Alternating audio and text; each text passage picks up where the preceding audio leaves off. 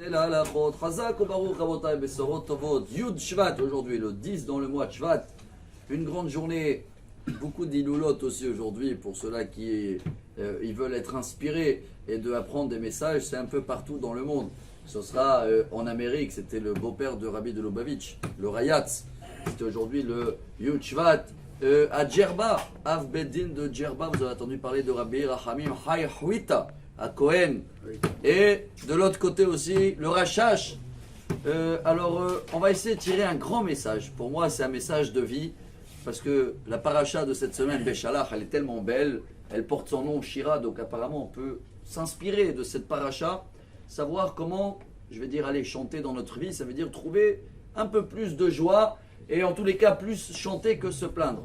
Il y a un midrash au début de la paracha, il raconte comme ça. Vaïhi Béchalach Paro. Il y a le mot Vaïhi. En hébreu, c'est Vaï, Vaï, Vaï. Comme ça, il dit le midrash Paro. Il a crié et il n'en pouvait plus quand Dieu a envoyé le peuple d'Israël. Et le midrash, il dit, mais c'est comme un roi qui a envoyé son fils dans un pays. Et là-bas, ils l'ont gâté et tout. Et à un moment, il a commencé à envoyer des lettres aux responsables du pays. Laisse mon fils rentrer. Et il n'a pas répondu une fois, deux fois, trois fois, 10 fois. Jusqu'à que le roi, il est parti chercher le fils. Et il a dit, dis-moi, pourquoi tu n'as pas compris quand je t'ai envoyé plusieurs lettres? Vous savez, c'était quoi la réponse de ce roi? Et c'est peut-être le sentiment de Pharaon, selon le Midrash.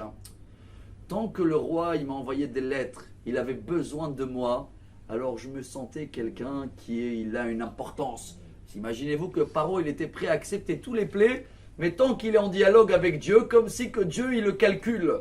Ce sentiment d'être calculé, je vais appeler ça comme ça, d'être honoré par l'entourage, est très très grave. Plus on l'a, et malheureusement, plus on est vide à l'intérieur. Je vais vous donner un exemple très connu. La femme de Rothschild, elle mettait jamais des vrais bijoux. Exprès, justement. D'abord, personne ne savait que c'est des faux, parce que tellement elle avait. Elle a dit que, justement, les femmes, les pauvres qu'ils n'ont pas du tout, alors, eux, ils veulent mettre absolument que des vrais bijoux. C'est pareil pour les gens qui veulent mettre que des grandes marques, etc. Regardez un peu Steve Jobs, quelle savate il avait, ou des autres qui s'habillent très très simple, parce que, la Gemara, elle dit ça, Baba Metzia, Isterina belagina kish kishkaria. En araméen, ça veut dire quand il y a une seule pièce dans la caisse, ça fait beaucoup de bruit. Mais quand c'est bien rempli, alors dans la vitrine, c'est le Magid Midouvna, il a dit, dans la vitrine, on met un petit peu de ce qu'il y a à l'intérieur. Mais quelqu'un qui n'en a rien à l'intérieur, il va bombarder la vitrine. Rabotaï, ceux-là qui cherchent toujours à plaire et qu'on parle et se montrer, malheureusement, l'intérieur est vide. Et dans ce cas-là, dès qu'on ne le calcule plus, vaille, et il ne peut plus chanter. Voilà pourquoi Paro, il a terminé dans cette paracha, dans la mer. Alors le message pour nous, Rabotai, c'est de savoir d'abord se remplir à l'intérieur de joie et de essayer le moins possible à montrer, à chercher que les gens ils vont reconnaître. Travaille à l'intérieur, vois que Dieu reconnaît, vois que les gens, je ne vais pas dire te respectent, chers amis, c'est rien de la course après le respect.